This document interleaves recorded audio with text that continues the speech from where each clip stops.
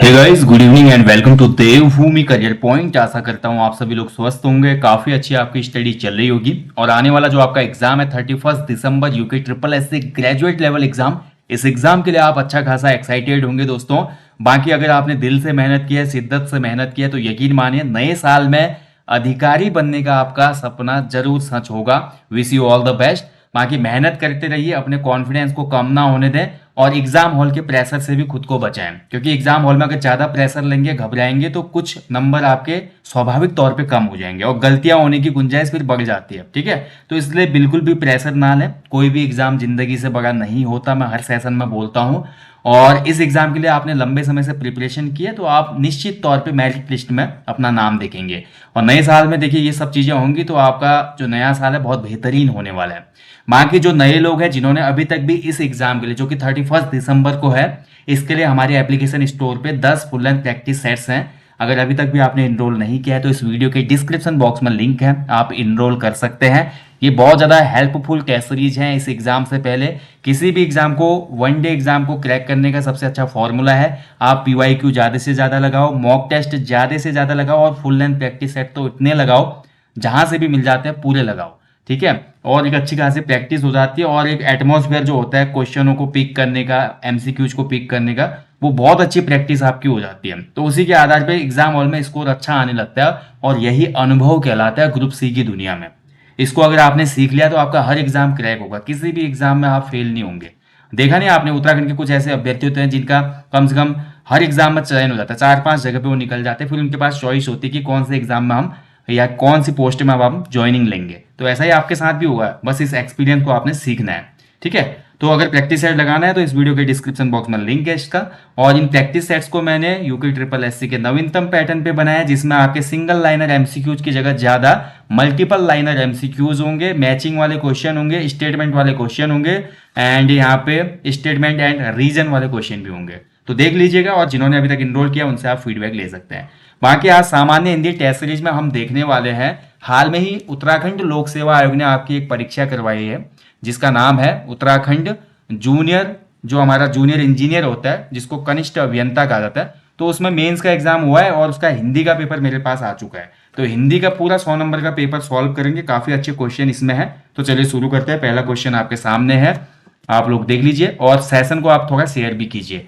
बाकी यार जो नए लोग हैं चैनल को, वो सब्सक्राइब भी कीजिए। देखिए मैं हमेशा बोलता हूँ ये आपका अपना चैनल है, मैं हमेशा आपको जब भी वेलकम करता हूँ तो बोलता हूँ कि एक बार फिर से आपका स्वागत है आपके अपने चैनल में। तो ये आपका अपना चैनल है और इसकी ग्रोथ करना, इसको सपोर्ट करना आपका फर्ज है, क्योंकि यहाँ पे आपको मिलता है बेहतरीन कंटेंट ग्रुप C और UKPSC एग्जाम्स के लिए। तो चलिए शुरू करेंगे आज का टेस्ट। पहला क्वेश्चन है, पुनर्विवाह शब्द में कौन सा उपसर्ग है? देखिए उपसर्ग वो शब्दांश होते हैं जो शब्द के प्रारंभ में जुड़ते हैं, तो पुनर्विवाह में हो जाएगा पुनर् उपसर्ग। ठीक है, ऑप्शन C इसका राइट आंसर हो जाएगा। थोड़ा मैं बड़ा कर देता हूँ स्क्रीन को। संसार में कौन सा उपसर्ग होता है? तो सम धन सार, संसार, ऑप्शन B इसका राइट आंसर हो जाएगा। ठीक है, सम उपसर्ग होगा इसमें।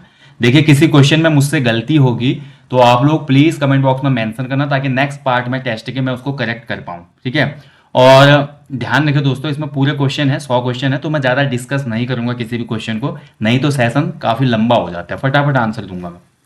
अगला देखिए, महिमा में कौन सा प्रत्यय प्रयुक्त हुआ है? तो महिमा, देखिए प्रत्यय पूछ रहा है, प्रत्यय होते हैं शब्दांश जो अंत में जुड़ते हैं, तो इसमें इमा प्रत्यय लगा है। विज्ञान में कौन सा उपसर्ग प्रयुक्त हुआ है? तो विज्ञान में लगा है वी धन ज्ञान विज्ञान, ऑप्शन D सही है। शासकीय शब्द में कौन सा प्रयुक्त प्रत्यय लगा है? तो शासक धन ई है, शासकीय, यानी कि ऑप्शन B हो जाएगा। ठीक है, ई प्रत्यय लगा है इसमें।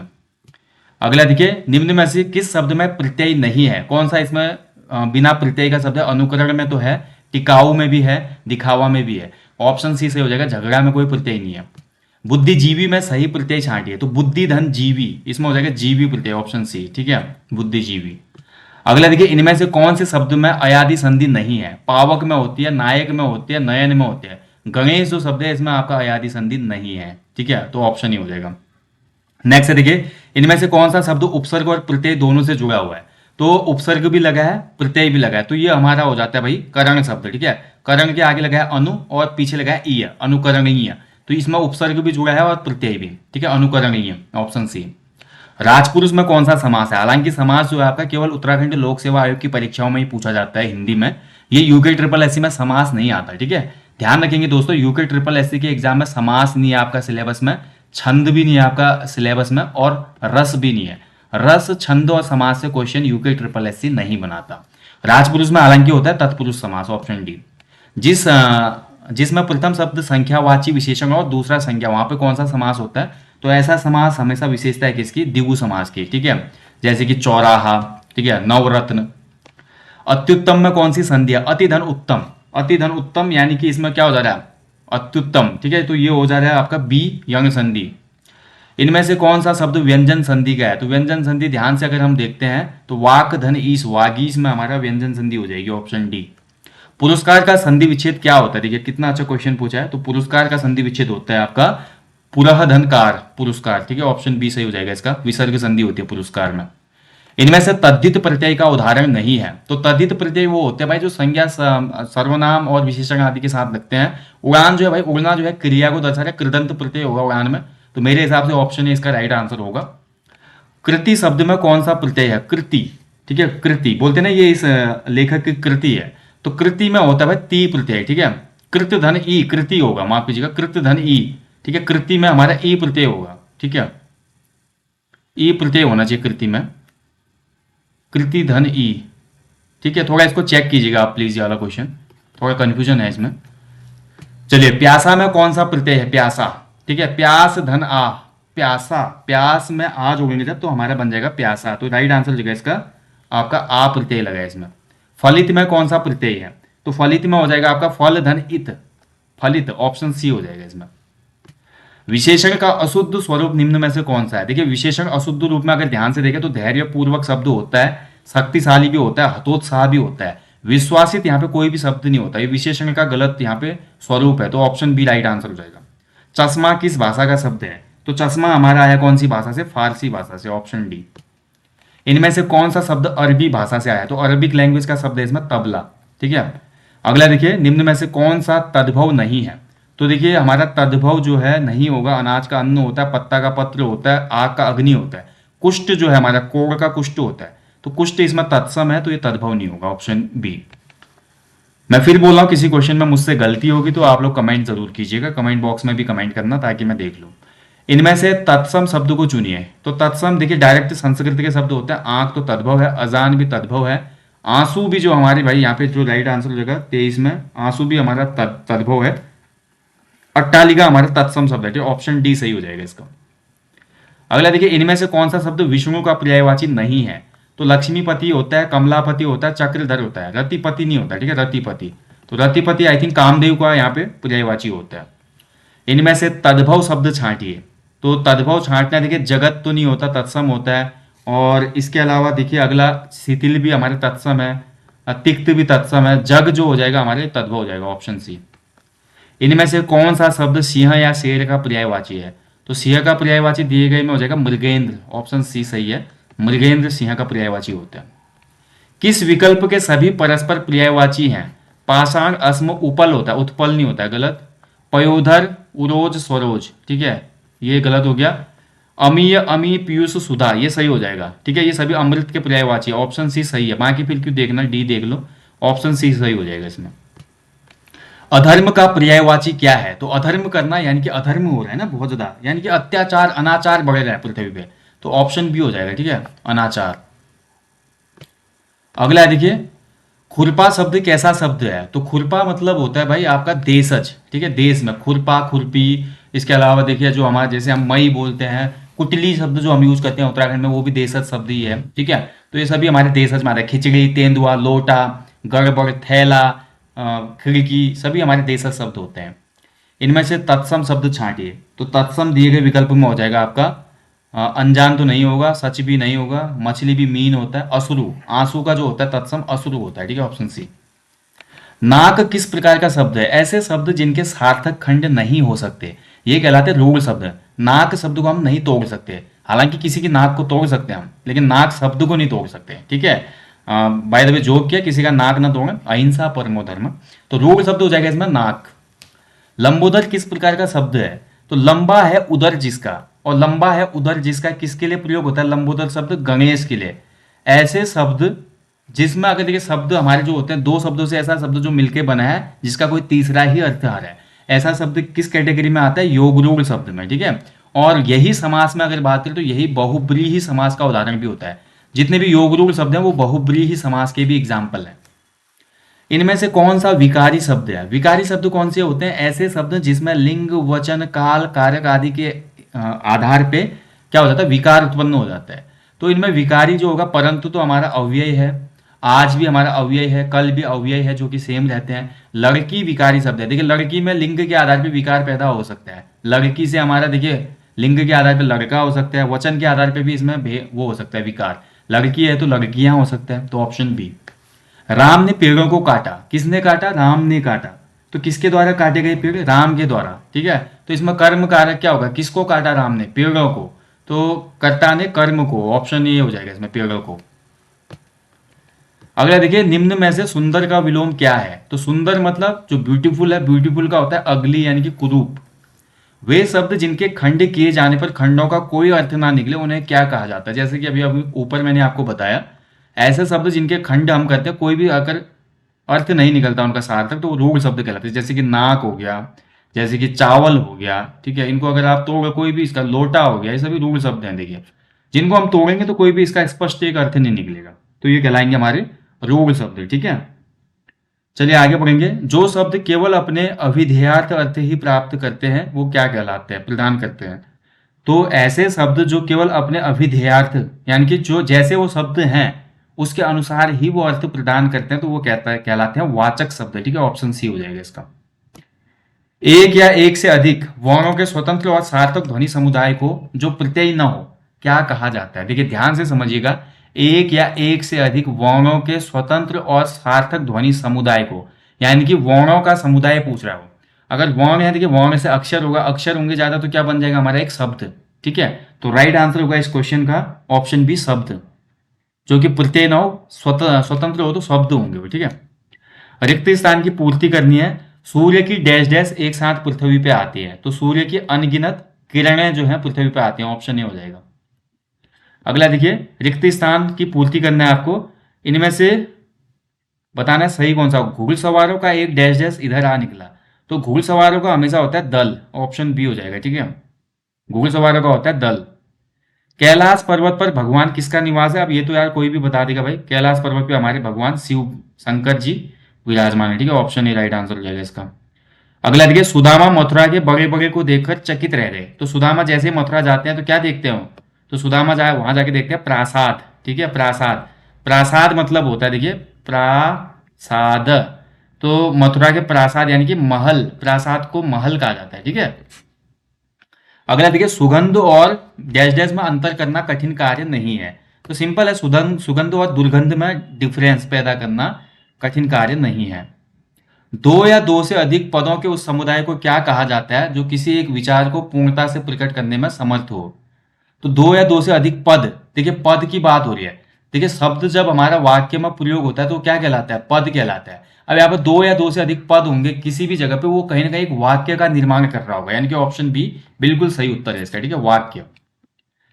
जिन वाक्यों में किसी न किसी रूप में कार्य का हाँ में विधान किया जाता है वहां पर कौन सा वाक्य भेद होता है?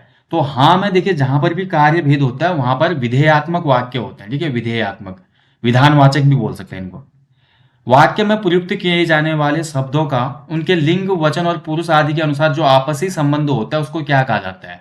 तो देखिए वाक्य में जो लिंग, वचन और पुरुष के आधार पे आपसी संबंध हो जाता है, ठीक है, शब्दों का, वो कहलाता है हमारा अन्वय। ठीक है, वाक्यों का जो एक स्पष्ट क्रम होता है ना, लिंग, वचन और पुरुष आदि के आधार पर, यह अन्वय कहलाता है। ठीक है, ध्यान रखेंगे। चलिए आगे बढ़ेंगे। वाक्य के घटक क्या होते हैं? तो वाक्य के घटक हमेशा उद्देश्य और विधेय होते हैं। किसी भी वाक्य में उद्देश्य और विधेय अवश्य होंगे। क्या तुम स्कूल जाओगे, यह किस प्रकार का वाक्य है? तो क्या पूछा जा रहा है? क्या तुम स्कूल जाओगे, किसी से उसकी मर्जी पूछी जा रही है। तो जहां पर भी ऐसी मर्जी वाली बात होती है, आगे क्वेश्चन मार्क है और आगे देखिए क्वेश्चन, प्रश्नवाचक हमारा शब्द है, तो वहां पर प्रश्नवाचक आपका क्या हो जाएगा? वाक्य हो जाएगा। जब एक से अधिक स्वतंत्र वाक्यों को समानाधिकरण बोधक अवयवों से जोड़कर एक वाक्य बना दिया जाता है तब उसे क्या कहा जाता है? तो देखिए जब दो से अधिक स्वतंत्र वाक्य, यहाँ पे वाक्य और उपवाक्य नहीं बोला गया है, अगर वाक्य और उपवाक्य बोला जाता तो मिश्र वाक्य की तरफ आप जा सकते थे। बट यहाँ पर दो स्वतंत्र वाक्यों को जब भी हम समानाधिकरण बोधक अवयवों को जोड़ते हैं, जैसे कि परंतु, अन्यथा, किंतु, या, और, बल्कि, इसलिए, तो ये सभी संयुक्त वाक्य की पहचान है। ठीक है, तो ऑप्शन ही सही उत्तर हो जाएगा इसमें, ये संयुक्त वाक्य है। शुद्ध वाक्य का चयन कीजिए भाई, क्या बोल रहा है इसमें देखिए, तो ध्यान से देखते हैं। मैं प्रत्येक रविवार घर जाता हूँ, मैं प्रत्येक रविवार से घर जाता हूँ, मैं प्रत्येक रविवार को घर जाता हूँ, मैं प्रत्येक रविवार में घर जाता हूँ। तो मैं प्रत्येक रविवार को घर जाता हूँ, ऑप्शन सी होगा इसका सही उत्तर। ठीक है, अगला देखिए, तुमसे कोई काम नहीं हो सकता, तुम्हारे से कोई काम नहीं हो सकता, तुम्हारे को कोई काम नहीं, तुम्हारे में कोई काम नहीं हो सकते। तो इसका जो राइट आंसर होगा ये फर्स्ट वाला हो जाएगा, तुमसे कोई काम नहीं हो सकता। ठीक है, तुमसे कोई काम नहीं हो सकता, तुम्हारे से कोई काम नहीं हो सकते, ऑप्शन ए सही होगा इसमें। ठीक है, ऑप्शन ए बिल्कुल सही है। आगे बढ़ेंगे, निम्न में क्रिया संबंधी, देखिए क्रिया संबंधी अशुद्धि पूछ रहा है वाक्य में। झील बहुत गहरी है, सही है। यह काम उसने करा है, ये गलत हो जाएगा। ठीक है, यह काम उसने किया है, ना कि करा है। ठीक है, यह काम उसने किया है। आपने मुझ पर बड़ी कृपा की, ठीक है, ये सही है, आपने मुझ पर बड़ी कृपा की। वह मेरे घर कई दिन तक रहा, वैसे कई दिनों तक होना चाहिए इसमें। ठीक है, पर दिन यहाँ पे क्रिया नहीं है। ठीक है, रहना क्रिया है ना, क्रिया संबंधी पूछ रहा है, तो यहाँ पे करा जो है किया होना चाहिए। तो ये क्रिया संबंधी का ऑप्शन बी होगा। फिर भी इसको एक बार आप चेक कीजिएगा, अगर कुछ गलती है तो आप फीडबैक जरूर देना। श्याम ने लिखा है कि वह कल आ रहा है, तो श्याम ने लिखा है कि वह कल आ रहा है, कि, और यहाँ पे कॉमा, यानी कि एक वाक्य है और वाक्य में उपवाक्य जुड़ा है, तो ये पहचान है मिश्र वाक्य की, ऑप्शन बी हो जाएगा इसका, मिश्र वाक्य है ये। अगला देखिए, निम्न में से अशुद्ध वाक्य चुनिए जिसमें उपयुक्त विराम चिन्हों का प्रयोग ना हो। अरे वह कब आया, बिल्कुल सही है। उसने कहा तुम बुद्धिमान हो, ये भी सही है। इनमें से कोई नहीं, रोको मत जाने दो, ये ऑप्शन भी इसमें गलत है भाई। देखिए, रोको मत जाने दो, तो कैसे लिखेंगे इसको, देखिए, रोको मत, उसके बाद हमारा कॉमा यूज होगा, फिर होगा जाने दो। ठीक है, रोको मत जाने दो, तो ये होगा इसका सूत्र, यहाँ पे कॉमा मिसिंग है, तो ऑप्शन बी इसका राइट आंसर है। चलिए अगला देखिए, निम्न में से शुद्ध शब्द छांटना है आपको। तो आशीर्वाद जो शुद्ध होता है, ऑप्शन ए सही है इसमें। ठीक है, आशीर्वाद का शुद्ध रूप देख लो भाई, आ होता है, सी होता है, और री की मात्रा जो होती है, रॉ की मात्रा वा के ऊपर होता है। ठीक है, आशीर्वाद, ये ध्यान रखना हमेशा। अगला देखिए, अधीन, अशुद्धि, अतिथि, मूर्धन्य, इसमें अशुद्ध व्यंजन वाला अशुद्ध शब्द छांटना है। तो अधीन, ठीक है, अशुद्धि, अशुद्धि तो सही है, अतिथि भी सही है। मूर्धन्य यहाँ पे गलत हो जाएगा, देखिए दोस्तों, मूर्धन्य नहीं होता, ये होता है मूर्धन्य, न होता है यहाँ पे, ण नहीं होता है। ठीक है, मूर्धन्य होना चाहिए। इनमें से कौन सा विकल्प में अशुद्ध शब्द है, तो अशुद्ध शब्द दिए गए विकल्पों में ध्यान से देखते हैं भाई, कौन सा है देखिए। हाउस, हाउस तो सही है। उच्चारण, उच्चारण भी सही है भाई। हेतु भी सही है। साधु गलत है इसमें। ठीक है, साधु, साधु में भाई आपका छोटी ऊ की मात्रा होती है, साधु होता है, साधु संत, तो ऑप्शन बी होगा इसमें। अगर देखिए, इनमें से अशुद्ध शब्द है, पूजनीय सही है, अभिमानी व्यक्ति सही है, पत्नी, सन्यासी भी सही है, पत्नी गलत हो जाएगा भाई, ऑप्शन सी इसमें गलत है, अशुद्ध है। पत्नी का शुद्ध रूप होता है प त आधा नी, फिर नौ में बड़ी ई की मात्रा होती है। ठीक है, पत्नी। चलिए आगे बढ़ेंगे, इनमें से शुद्ध शब्द कौन सा है, जुलूस गलत, ठीक है, पारितोषिक गलत, आप्लावित, आप्लावित, आप्लावित सही है, सी वाला इसमें बिल्कुल शुद्ध है। अतिशयोक्ति में सौ पूरा होता है। ठीक है, अतिशयोक्ति, यहाँ पे आधा सौ दिया, ये भी गलत है, तो ऑप्शन सी सही है इसमें, आप्लावित शुद्ध रूप है। छक्के छुड़ा देना मुहावरे का सही अर्थ क्या है, तो छक्के छुड़ा देना बुरी तरह से परास्त करना। ठीक है, पूरी तरह से, ऑप्शन ए हो जाएगा। दया उत्पन्न होने के लिए कौन सा मुहावरा होगा दिए गए विकल्प में, तो दया उत्पन्न होना यानी कि तरस आना। ठीक है, ऑप्शन डी होगा, तरस आना। पर उपदेश कुशल बहुतेरे, लोकोक्ति का सही अर्थ चुनिए, तो इसका अर्थ ये होता है, दूसरों को उपदेश देने वाले तो बहुत हैं, लेकिन स्वयं उन पे अमल करने वाले बहुत कम, ऑप्शन ए। ठीक है, और आजकल ज्यादातर ऐसा ही है दोस्तों, तो बहुत से लोग दूसरे को तो उपदेश देते हैं, लेकिन अपनी कमियों को नहीं देखते हो। अपनी कमी और अपनी जो पीठ होती है ना दोस्तों, वो कभी नहीं दिखती, वो केवल दूसरों की नजर आती है। जिस दिन हम अपनी कमियों को देखना शुरू करेंगे और उनको इंप्रूव करना शुरू करेंगे, हमारी शिकायतें खत्म हो जाएंगी, यकीन मानिए। गांठ का पूरा और अक्ल का अंधा, लोकोक्ति का सही अर्थ चुनिए, तो गांठ का तो पूरा है, पैसा पूरा है, लेकिन दिमाग बिल्कुल भूस है, लठ मूसल है, यानी कि धनी है लेकिन मूर्ख है, ऑप्शन बी। आगे बढ़ेंगे, इनमें से कौन सा एक मुहावरा जो है, कौन सा वाक्यांश मुहावरा नहीं है भाई, ठीक है, तो मुहावरा जो नहीं होगा इसमें, तो आपका राइट आंसर होगा लाल मुंह करना, तो भाई मुहावरा है। इशारे पे नाचना मुहावरा है। अंग शिथिल होना भी मुहावरा है। ईद का चांद होना भाई ये हमारा मुहावरा नहीं है, ठीक है, ये लोकोक्ति होगा। ईद का चांद होना कहावत है ये, ठीक है। तो ऑप्शन सी होगा इसका। हारिल की लकड़ी पकड़ी सो पकड़ी, ठीक है, हारिल की लकड़ी पकड़ी सो पकड़ी, यानी कि हाथ आ गया तो ठीक है, नहीं तो फिर गया काम से।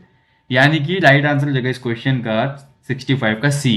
दुराग्रही व्यक्ति अपना दुराग्रह नहीं त्यागता, यानी कि जो भी मतलब बोल लीजिए आप, एक बिगड़ैल आदमी होगा, वो कभी भी अपना व्यवहार नहीं छोड़ेगा, वो वैसा ही रहेगा, ठीक है। तो ऑप्शन सी सही है इसका। आगे बढ़ेंगे।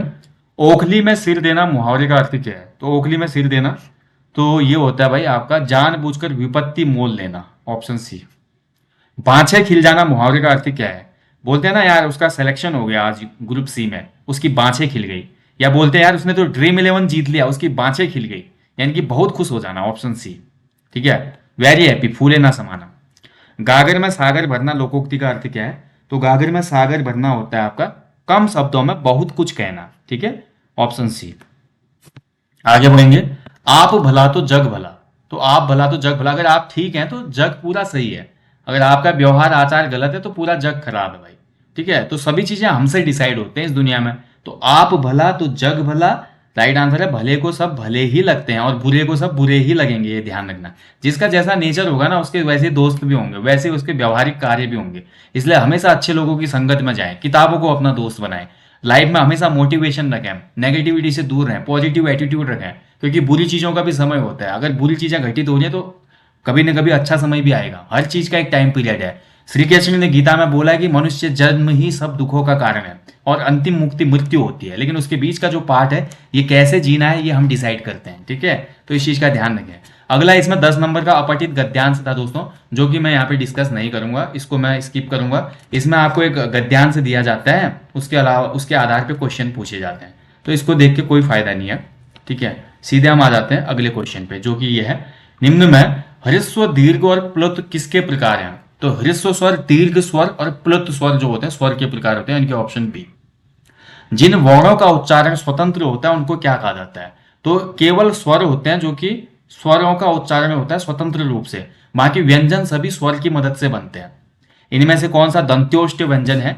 तो दंत और ओष्ठ के सहारा से जो बोलते हैं हम, उच्चारण करते हैं जिनका, वो हो जाएगा दिए गए विकल्पों में डी, फ और वो।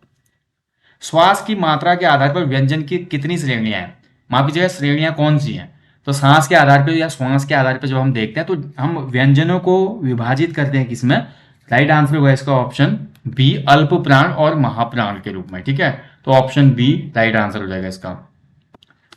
अगला देखिए, निम्न में से महाप्राण वर्णों का समूह कौन सा है? तो महाप्राण जो वर्ण हो जाएंगे, राइट आंसर होगा इस क्वेश्चन का ऑप्शन बी, ख, झ, ठ, थ, ध, ठीक है। तो आपका ऑप्शन बी सही है इसमें। इनमें से एक ऊष्म व्यंजन कौन सा है? तो ऊष्म व्यंजन होते हैं हमारे चार, ठीक है, तीन प्रकार के तो स होते हैं, ठीक है, मूर्धन्य स, तालव्य स, मूर्धन्य स और दंत्य स। इसके साथ साथ हमारा ह, ये चार जो होते हैं ये हमारे ऊष्म संघर्ष या ऊष्म व्यंजन कहलाते हैं। अगला देखिए, उच्चारण के आधार पर चौ किस प्रकार का व्यंजन है? तो चौ जो होता है उच्चारण के आधार पे, तो हमारा पहला वर्ग होता है कंठ। कंठ के बाद हमारा क्या आता है? कंठ के बाद हमारा आ जाता है तालव्य, यानी कि ऑप्शन ए हो जाएगा इसका, ठीक है। अगला देखिए, निम्न में से ओष्ठ वर्ण कौन सा है? तो ओष्ठ, होठों का आकार जिसको बोलने में बदलता है, तो हमारे ओष्ठ वर्णों का जो वर्ग है ये हो जाएगा डी, प वर्ग जो होता है ओष्ठ होता है, ठीक है, प, फ, ब, भ, म। अगला देखिए, निम्न में से कौन सा व्यंजन महाप्राण है? तो महाप्राण होगा इसमें दिए गए विकल्पों में सही उत्तर ख, ख महाप्राण हो जाएगा। इनमें से कौन सा वर्ण घोष है? तो घोष, अघोष, अल्पप्राण, महाप्राण एक बार देख के जरूर जाएगा, इसमें कंफ्यूजन नहीं होना चाहिए एग्जाम हॉल में, अन्यथा आप बहुत पीछे हो जाएंगे। एक नंबर माइनस करने का मतलब है आप 1.25 नंबर पीछे चले जाते हैं। तो इसमें घोष वर्ण हो जाएगा भाई, राइट आंसर होना चाहिए सी, द। वर्तनी की दृष्टि से शुद्ध शब्द है, तो वशिष्ठ जो शब्द है ये शुद्ध है, ठीक है, वशिष्ठ, ऑप्शन बी वशिष्ठ होगा। ज्योत्सना का शुद्ध वर्तनी विश्लेषण क्या हो जाएगा? बहुत अच्छा क्वेश्चन है भाई, ज्योत्सना, ठीक है। अब ज्योत्सना में ध्यान से देखिए, इसमें क्या होता है, देखिए ज्योत्सना यानी कि आधा जौ है इसमें, ठीक है। आधा जौ के बाद आपका जो राइट इसमें होगा, अगला जो आएगा, आधा जौ है तो औ तो इसमें होगा नहीं, फिर इसमें य होगा, य आधा होगा, प्लस य में किसकी मात्रा? ओ की मात्रा, ठीक है। यो में ओ की मात्रा है, प्लस त आधा है इसमें तो त आधा ही लिखेंगे, फिर स इसमें आधा है तो यानी कि स भी इसमें आधा ही लिखेंगे क्योंकि वो आएगा नहीं। उसके बाद ना है इसमें, ठीक है, तो न आधा और फिर उसके बाद आ की मात्रा है। तो ज्योत्सना का जो हमारा वर्ण विच्छेद होगा या वर्ण विश्लेषण होगा ये हो जाएगा, ठीक है। तो ये कौन से ऑप्शन में है, तो 90 का जो आंसर होगा ऑप्शन ए राइट आंसर होगा, ठीक है। ज य ओ त स न आ, ठीक है। चलिए अगला देखिए, निम्नलिखित शब्दों में से संयुक्त अक्षर के कारण वर्तनी की दृष्टि से अशुद्ध कौन सा है। तो संयुक्त अक्षर के कारण कौन सी वर्तनी इसमें अशुद्ध हो जाएगी भाई, ठीक है। आशीर्वाद तो बिल्कुल सही है भाई, राज्याभिषेक भी सही है, उद्देश्य भी इसमें सही है, स्वास्थ्य इसमें गलत है भाई, स्वास्थ्य होता है, ठीक है, ये स्वास्थ्य लिखा है ना इसमें, तो यह इसमें मिसिंग है, तो ऑप्शन बी होना चाहिए इसका उत्तर। आगे बढ़ेंगे, कृतघ्न का सही शुद्ध वर्तनी विश्लेषण क्या होता है, देखिए कृतघ्न, तो कृतघ्न को भी देख लिए, करके देखते हैं कृतघ्न को, थोड़ा इसको मैं इरेज कर देता हूं फिर आपका अच्छे से हो जाएगा, ठीक है, ब्लू में कर देते हैं इसको, रुकिए। तो कृतघ्न को करके देखते हैं, देखिए, तो कृतघ्न में देखिए सबसे पहले क है, क आएगा इसमें दोस्तों कृतघ्न में, तो सबसे पहले इसमें क होगा, क के बाद इसमें आपका आधा क होगा, क में लग गया री की मात्रा ना कि रॉ की, तो क के बाद हो जाएगा आपका, ठीक है, री, माफ कीजिएगा री होगा यहाँ पे। उसके बाद आपका कृतघ्न त पूरा है तो आधा त होगा, उसके आगे अ लगा होगा, क्योंकि कोई भी व्यंजन स्वरों की सहायता के बिना नहीं बनता। फिर घ उसमें पहले से आधा है, ठीक है, घ उसमें आधा है पहले से, और न उसमें फिर हमारा आधा होगा, फिर अ होगा, तो कृतघ्न का ये होगा वर्ण विच्छेद, क री त अ घ न अ, यानी कि कौन से ऑप्शन में है, तो ये आपका मिलेगा आपको सी में है, ठीक है, सी में है ये, तो सी वाला बिल्कुल सही है इसमें।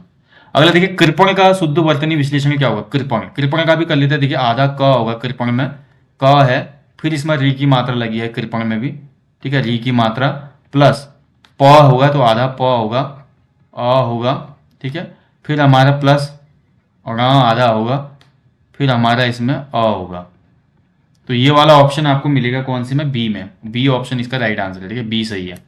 चलिए आगे बढ़ते हैं, निम्न में से किस शब्द की शुद्ध वर्तनी है, तो शुद्ध वर्तनी वाला शब्द देखिए, नीति गलत है, आपूर्ति गलत है, और इसके अलावा देखिए हमारा क्षत्रिय भी जो गलत है, और आपूर्ति वाला सही है, ठीक है, डी ऑप्शन सही हो जाएगा। इनमें से शुद्ध शब्द छांटिए, अतिथि, अतिथि भाई बिल्कुल गलत है, अतिथि सही है ये वाला, ठीक है, ये सही हो जाएगा, तो बाकी देखने की आवश्यकता नहीं है। उन्नति गलत है, इच्छा भी गलत है।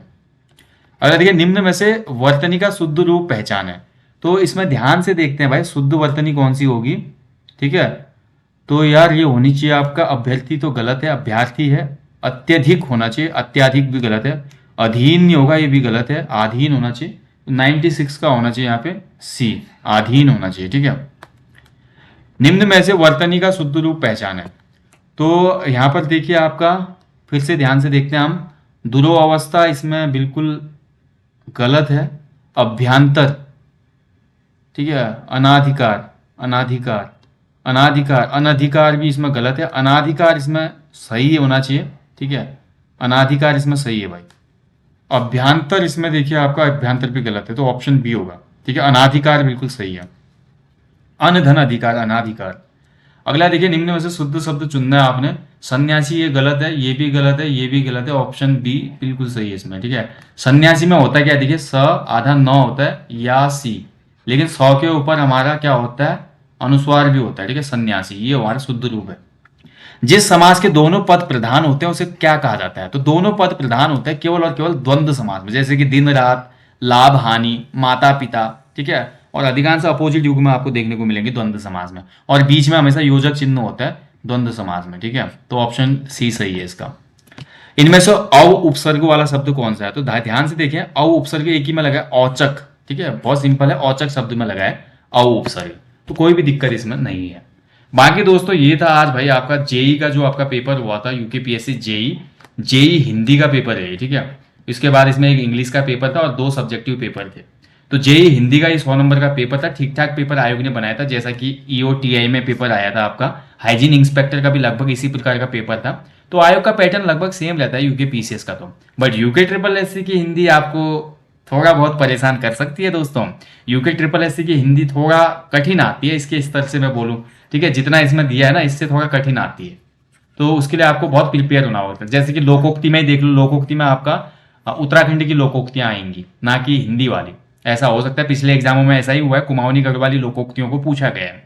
बाकी हिंदी के कुछ अलग क्वेश्चन बनाए गए हैं, तो थोड़ा इसमें मेहनत करने की आवश्यकता है हिंदी वाले पोर्शन में आपको, ठीक है। बाकी किसी भी क्वेश्चन में मुझसे अगर गलती हुई है कोई, तो प्लीज आप कमेंट बॉक्स में कमेंट जरूर करना, ताकि नेक्स्ट सेशन में मैं उस क्वेश्चन का करेक्शन कर पाऊँ। बाकी जाने से पहले हमेशा की तरह बोलूंगा दोस्तों, अपने जीवन में कम से कम एक पेड़ लगाएं और लोगों को भी इसके लिए अवेयर करें, मोटिवेट करें। जहां भी आप घूमने जाते हैं वहां स्वच्छता का ध्यान रखें। अपने माता पिता गुरुजनों का और जिनसे भी आपको जीवन में अच्छी शिक्षा मिली है, मोटिवेशन मिला है, उनकी हमेशा इज्जत करें और अपने आने वाली पीढ़ी को भी दोस्तों अच्छे से गाइड करें, क्योंकि आपका अच्छा गाइड किया हुआ एक बच्चा सोसाइटी को बहुत ज़्यादा देगा और सोसाइटी को अच्छी सर्विस देगा, सीख देगा, तो आपका वर्थ इट हो जाएगा जो आपने एजुकेशन ली है, ठीक है। तो हमेशा अपने बारे में ही सोचने से बाहर निकले। आप सबके बारे में सोचेंगे तो ऊपर वाला आपके बारे में सोचेगा, इस चीज़ में बिलीव रखें। मैं यहीं पे सेशन को समाप्त करता हूँ, जल्दी मुलाकात होगी। जय हिंद, जय देवभूमि, शुभ रात्रि, गॉड ब्लेस यू ऑल।